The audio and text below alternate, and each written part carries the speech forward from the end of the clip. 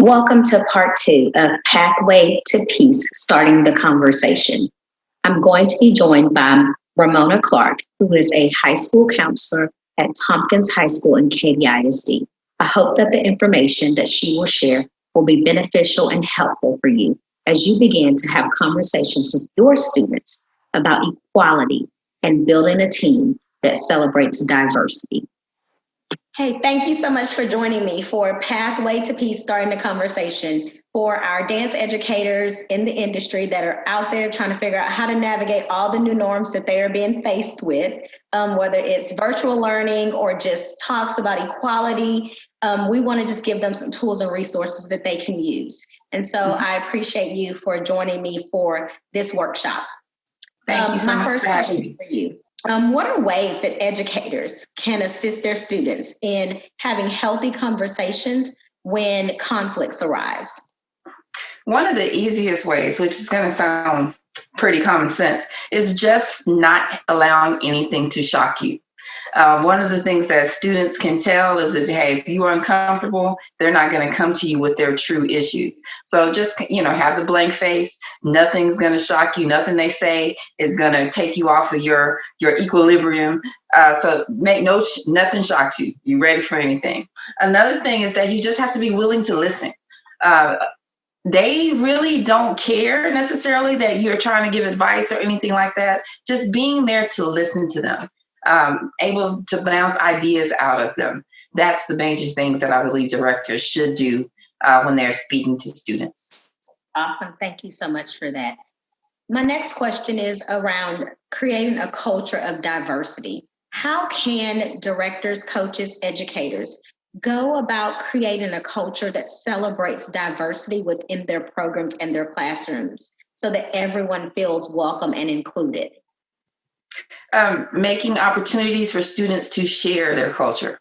It could be as simple as, okay, guys, how do you celebrate your holiday? Tell me about your favorite holiday, 5 minutes at the beginning of each of your practices or your sessions. Talking about right now, we're not sure about bringing in the food, but one day back, we'll be able, maybe right now you just send a picture of your favorite food, but something that they can really show their culture and be proud of their culture. Because it's hard to hate someone you know.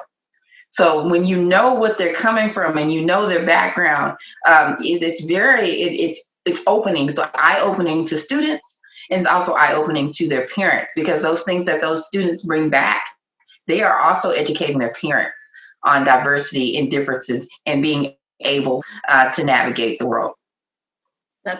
That's awesome. And I agree with that. I know that I used to do a cultural unit within my dance program all the time. And like you said, we dressed up, we picked music, we found dances that catered to the different cultures. And then we even brought in food during those times that we could do that. And so that is something that is very powerful to be able to do, is just kind of get to know the student and who they are and where they're from, because then that does create that inclusion. And bringing in, I talked to several of my coworkers. They will talk about how language was something that they could not share with others. For example, my friend, she's Hispanic, but at the time she could not speak Spanish to her friends, because at that point in time, it wasn't expected. They want you to speak American. That's how she would always tell me. So just being that place where everyone is respected, everyone is listened to, everyone's important. That's the biggest thing you can do as a director. Agree. Thank you for that.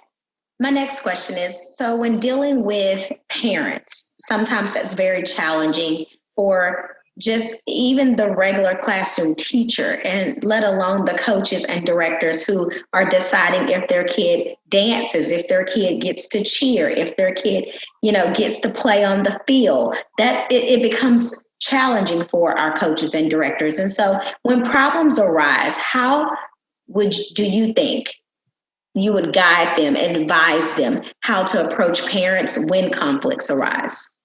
The biggest thing you can do, especially as a director, is stay with the facts. You show, like if you're dance, you're going to show whatever that dance move, and this is how it should be done, and this is how your child is doing it. But it's not, don't make it so like you're putting the child down. It's just the fact. That's matter of fact. This is what happens. These are things that your child can work on. Another thing you can do is don't go in with a preconceived notion that this person is going to go crazy. Now, don't get me wrong. I'm an educator. Some of them do go crazy, but Yes. you have to not go crazy. Don't take things that they say personally. They're just trying to help their child and get their child in the best possible light. Take that into consideration. We fight for our children too, but there has to be a respect value. You are fair. You speak in fairness. That should be your reputation before that parent even comes to talk to you, because you do things that's best for your team. You're not you don't have preferences. You don't have people that are your favorites. You speak in truth. And I cannot tell you that's where you need to come at with parents. Come with the facts, and also come with the things that, hey, these are things I know your child can do and they're going to get better. Take the positive approach. And lastly, don't take anything personally. I don't know what that person went through that day, and they don't know what you've gone through that day either. But just make sure, whatever you do, you are a professional. You don't let them bring you down to that level.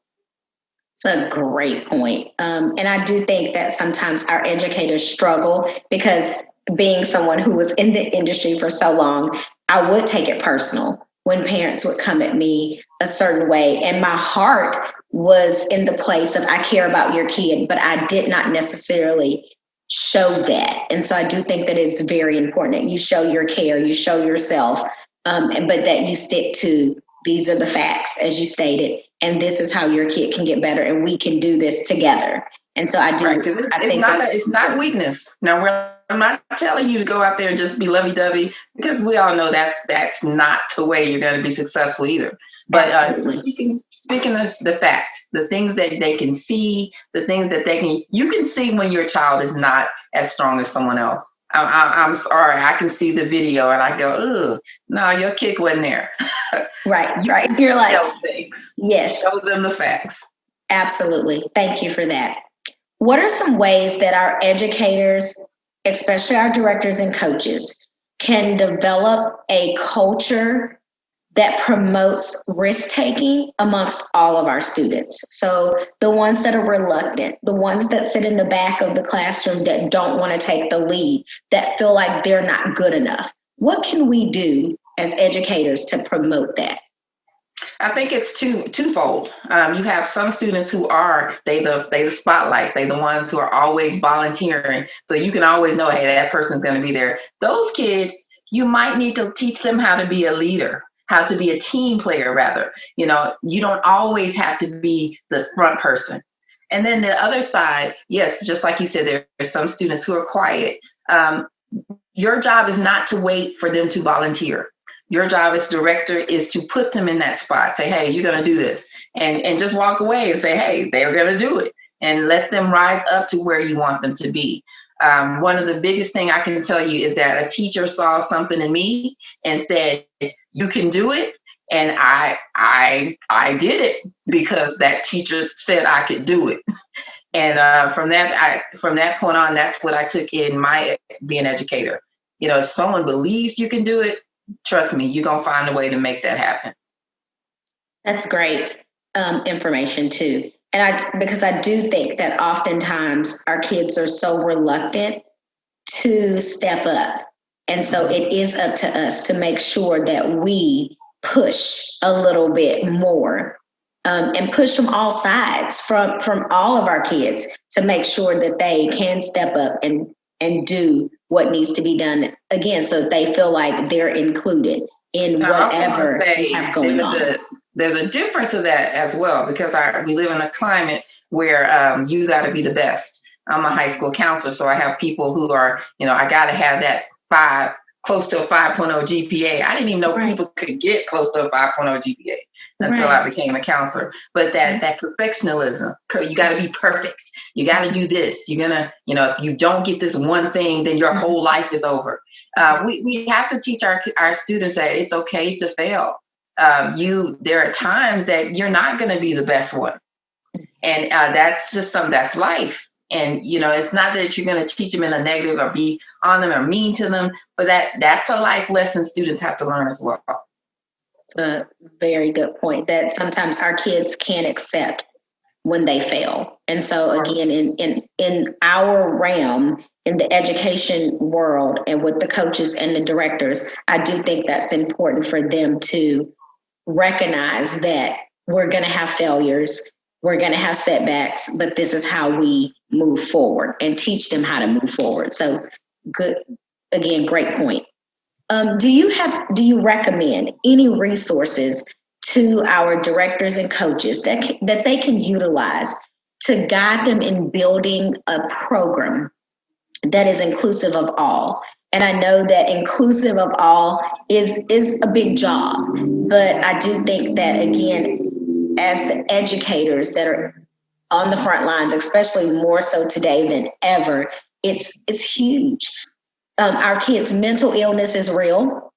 We don't address it as much as we should, but it's a thing. And especially right now that our kids are in separation and we're dealing with our social injustices, there's so many things that our kids are dealing with. So what are some tools and tips and resources that they can use to kind of build their teams up as they begin to bring them back together, whether it's virtual or in person or a mixture of both? Mm-hmm. I highly recommend you to go to there's a national LSSP website that has free resources about having these conversations, that they really have lessons and activities that you can do. The American School Council website is outstanding as well. They have some ready-made guidance lessons that you can do. There are all kinds of podcasts. I find myself I just pick a different thing that I don't know a lot about and I listen to it. Not that I necessarily believe in everything I hear, but you need to hear a different perspective because we have our way of thinking, but sometimes it's like, I never thought of that. That's a good point. And of course, I think the fact that you are coming to even this webinar, that says a lot about you as a director. You want to get more information. You want to get better. You're doing exactly what I would recommend you do. Read books, seek out websites, and just don't be afraid to put yourself out there and to have those conversations with students and their parents. Great point. And then as we conclude, I know that you are on the front lines, and I say front lines because you're in the industry, in public education. You're there trying to navigate these waters with so many different things, the pandemic, our weather issues, everything that we're dealing with is a lot. And so I'm just going to say 2020. It's 2020. Exactly. It is 2020, and we can't wait to get to December of 2020. But so do you have any final thoughts that you want to leave the coaches and directors that are going to hear this so that they can just feel inspired to know that they're not in this alone, they're going to get through this, and that they are going to be there for their students when they return to campus, whether they are coming face to face or doing virtual, having football season, not having football season, having competition, not having competition, all the different things that they are faced with. So any final thoughts that you want to leave them with? One of the best quotes that I heard during a presentation was this one. I'm going to read it. It says, "I cannot let my fear of making a mistake or doing it incorrectly stop me." And that's really the most important thing you have to remember. Don't be afraid. You're not going to mess it up. The fact that you are willing to have this conversation with students, you're willing to listen, that is the best gift that you can give a student, a young person in this time, because oftentimes they don't have that voice. And just knowing that you are that setting that they trust and they can talk, that says kudos to you. So don't be afraid of putting yourself out there and having those conversations. Secondly, I do want you as a director to recognize that I don't want anybody to say, well, my director said this. Anything that you do, you might want to have a little preview with some of your parents. You know which ones I'm talking about. So, if you're going to have a conversation, give them a heads up. This is what we're talking about today. And if anything, maybe have a separate parent session so that they can kind of have that conversation. So they'll know what you're going to present. And maybe that's the public educator in me that's speaking, but I really think that's an important component when you are having these conversations. And lastly, have a survey, an anonymous survey. Ask the students what kind of topics that are important to them. I've learned they have the best information. They have the best things that they want to discuss. Oftentimes the stuff I want to talk about, they don't care about.